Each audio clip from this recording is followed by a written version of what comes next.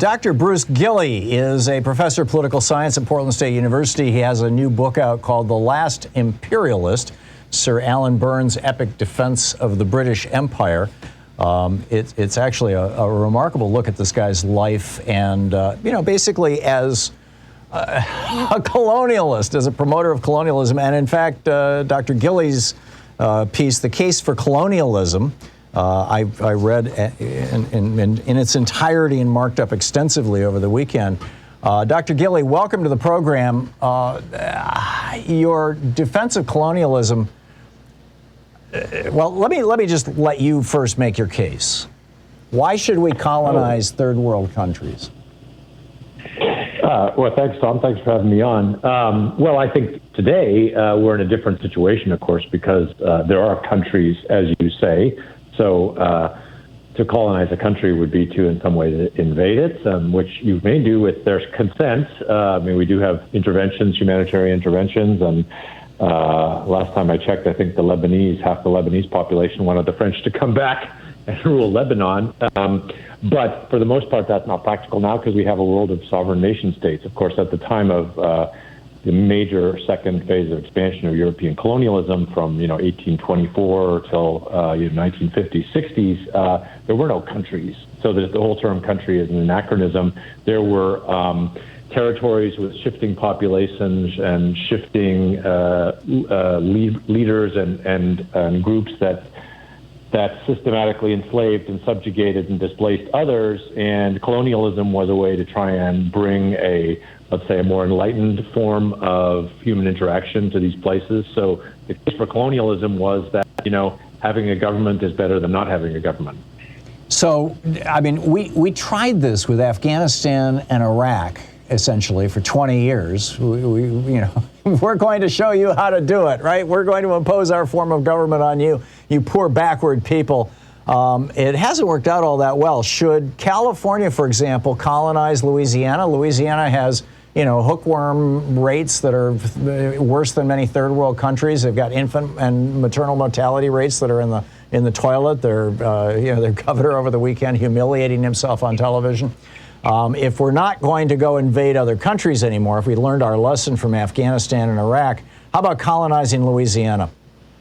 Well, sure. If the people of Louisiana wanted that, they absolutely should. And if that was something that would be workable, I mean, states cooperate a lot on stuff. So, and if you want to call that colonialism, you can. I mean, I call it the diffusion of good governance. And the diffusion of good governance is always and everywhere a good thing, because invariably it meets with the consent of those who find that life is better under ruler A than it would have been under ruler B. Yeah, but my objection to your piece, and I know that it was widely objected to when it was first published at Third World Quarterly. The editors eventually pulled your piece, and you and they were receiving death threats essentially. They didn't pull my piece.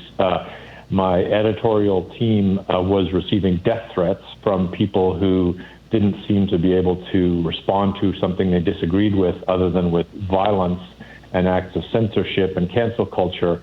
And because of that, their staff was getting death threats. Right, I get that. And in pitching your book, and I'm assuming pitching your book to primarily right-wing shows, you're attacking critical race theory and saying that this is CRT is a dangerous, closed-minded ideology, and Dr. Gilley is no stranger to its consequences, et cetera. But having actually read your article and spent a fair amount of time with your book, what I'm seeing is that you are glossing over or largely completely ignoring the fact that where and when we did go into countries, and even the example that you cite repeatedly of Hong Kong and Singapore, that when we did go in and colonize these places and civilize them, and in some cases, I think you could argue, Singapore and Hong Kong were examples of societies that ultimately thrived, perhaps as a consequence of that.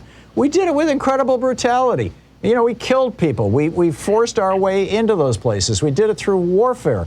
And the implicit assumption that underpinned it was that Western civilization was the pinnacle of world civilization, and therefore it's our duty to impose it on everybody else. And I think that that's debatable. But B, the other subtext of colonialism is that white Europeans are the pinnacle of presumably at least cultural evolution, if not actual physical evolution, which puts a horrible racist taint on this entire project that you're proposing. Yeah, so you'd think that Adolf Hitler would have been a big colonialist, right? But no, actually, he hated colonialism. Why? Because colonialism was the opposite of what you just said, Tom.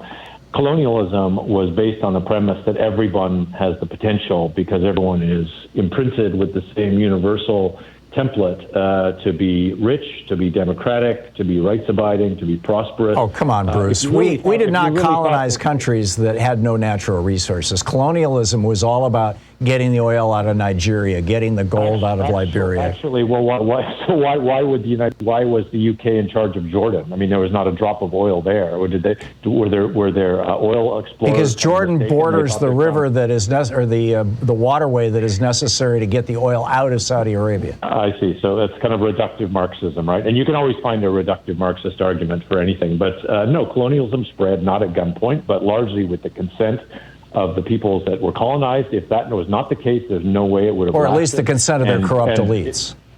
And been there because the number of white officials on the ground was vanishingly small, roughly 1/100th of the number of officials we see in contemporary states.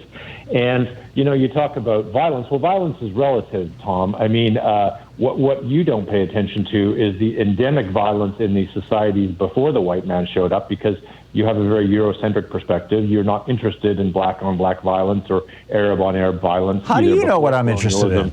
Or, well, because you just explained we went in there with violence, but how can you be paying attention? We did. I was in Uganda in 1980 during the civil war against Idi Amin. I saw the tail end of British colonialism. I saw it up front and personal. I worked in the Namalo prison farm where we had thousands of people dying of starvation every single day. You know, I'm familiar with colonialism. You have no idea about me, Dr. Gilley. Was that the British government putting those people in prison, or was that Idi Amin putting those people in prison? Idi Amin came out of the British government pulling out in 1956. Oh, I see. So every bad thing that happens after colonialism is attributed to colonialism, and any good thing that happens after colonialism must be because of domestic virtue and indigenous strength. And I didn't say either one of those two things. So, yeah, Idi Amin is a monster, and he's a monster of African tribalism, and he was a direct using the British system. Fact that the British system was thrown out of Uganda as it was thrown out of all the countries in Africa probably 20 or 30 years before the time was right. Now, the countries that were able to have the British system longer managed to hold on to those institutions. I would pay attention to the British Caribbean, Barbados, Bermuda, Bahamas, Belize, even Jamaica, Trinidad.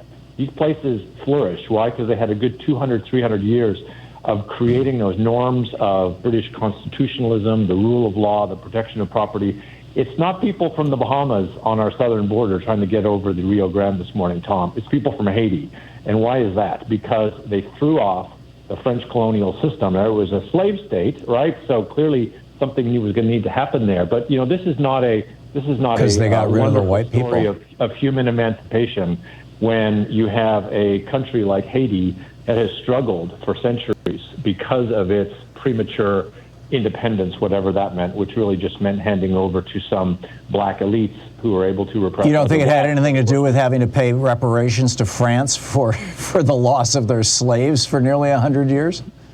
No, I don't think it did, because the countries have paid reparations. Germany paid reparations after World War I. It's done fine. So no, that doesn't. Yeah, it's a completely different thing. I mean, France drained a poor colony, a poor former colony, right up until what, the 1950s? Wasn't it that Haiti was paying reparations to France for the revolution of what, 1800 whatever it was, 1804, I forget the year. It's not. You know, countries we've been shelling out money in foreign aid. That hasn't made us poor. You know, actually, it's probably made the countries we gave it to poor, and probably France should have not taken reparations because, you know, foreign aid makes you poor. So let me figure out how this works. One of the things that you suggest is that we should consider building outposts around the world as basically demonstration projects. And correct me if I'm mischaracterizing any of this. And that Hong Kong would be an example of that. Hey, here's where the British built all the infrastructure. They built systems of government and governance, and it worked wonderfully. And now that should infect China. Obviously, it kind of worked the other way around. Although I think you would probably argue that China has adopted some of those systems from Britain. But how would this work? Is this a serious proposal? Yeah, it actually there's a lot of these examples around, and they don't get much attention because it's not the white man doing them. But I'll give you an example. There is a South Korean industrial zone in Bangladesh, which is now basically a small city. It's basically a South Korean colony in just north of Dhaka. It was set up by the Korean government as a kind of demonstration project. They took a huge area of land of what was former state factories that had all gone bankrupt. They took it over. They refurbished it. It has massive amounts of South Korean investment, and then now other investment from other parts of Southeast Asia as well. It has a governance structure that is jointly run by the Korean, basically the Korean Investment Corporation, Overseas Investment Corporation. It is got schools. It's got its own security force. It's basically. So what happens when the Koreans pull out? Well, hopefully, when the Koreans pull out, it'll be much like what happened with the case of Shenzhen across the border from Hong Kong, which is that enough of those institutions have lasted that when the Chinese finally stopped giving that Shenzhen is now a police state. Protection. I've been there. It's a police state. I've been there too.